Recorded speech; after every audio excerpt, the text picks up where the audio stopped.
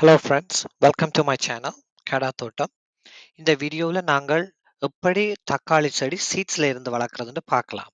அதாவது ஒரு தக்காளி பழத்துல இருந்து எப்படி 50 கண்டுகள் எடுக்கலாம்னு பார்க்கலாம்.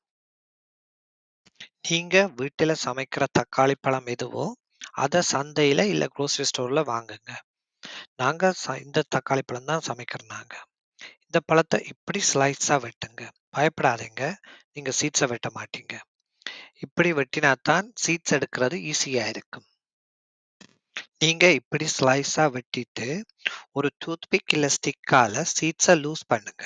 அப்பதான் சீட்ஸை செப்பரேட் பண்ணலாம். சீட்ஸை செப்பரேட்டா எடுத்து ஒரு பேப்பர் டவல்ல போட்டு ஈரத்தை ஒத்தி எடுங்க. இதை நீங்க காய விட்டா நல்லா. ஆனா நான் இப்படியே தான் விதைக்க போறேன். இதை விட நீங்க இந்த சீட்ஸை வடியில போட்டு ஈர தண்ணியில கழுவலாம். கழுவி போட்டு அதை காய விட்டும் விதைக்கலாம். இங்க பாருங்க, இந்த ஒரு பழத்துல 50 சீட்ஸுக்கு மேல இருக்குது. இந்த சீட்ஸ் எல்லாமே முளைக்கும். நான் சீட்ஸை பொட்டிங் சாயில்ல தான் விதைக்கிறேன் நான். நீங்க உங்களுக்கு அளவான பொட்டுல விதையுங்க. நான் இந்த ஸ்மால் பாட்ஸ்ல விதைக்கிறேன். ஏனென்றா நான் என் ஃபேமிலி அண்ட் ஃப்ரெண்ட்ஸுக்கு இதுல இருந்து அப்படியே எடுத்து பாட்ஸோட கொடுக்குறேன் நான்.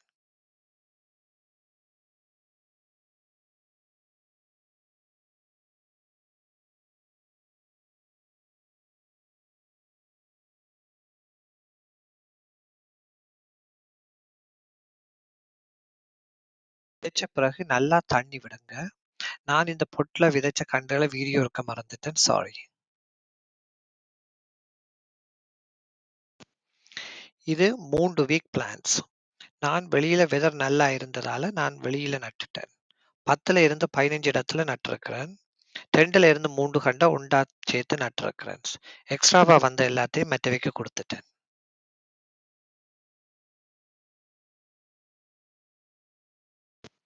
3 வீக்ஸ்ல இவ்வளவு வளர்ந்துட்டது. நான் தடி கட்டி சப்போர்ட் கொடுத்திருக்கிறேன். இல்லைன்னு சொன்னா காத்துக்கு முறிஞ்சு போயிடும்.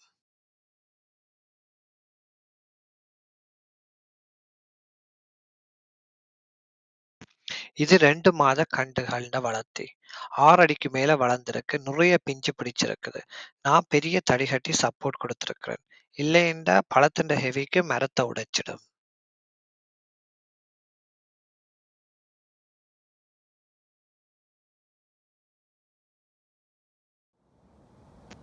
இது 3 மாச கண்டுகள். பழமெல்லாம் பழுக்க ஆரம்பிச்சிட்டது. இந்த மரத்துல இருந்து நான் 5 கிலோவுக்கு மேல பழங்கள் எல்லாம் புடுங்கி இருக்கிறேன். இவ்வளவுதான் இந்த வீடியோ. தேங்க்ஸ் ஃபார் வாட்சிங். உங்களோட அனுபவங்களையும் ஷேர் பண்ணுங்க. See you next time. Thank you.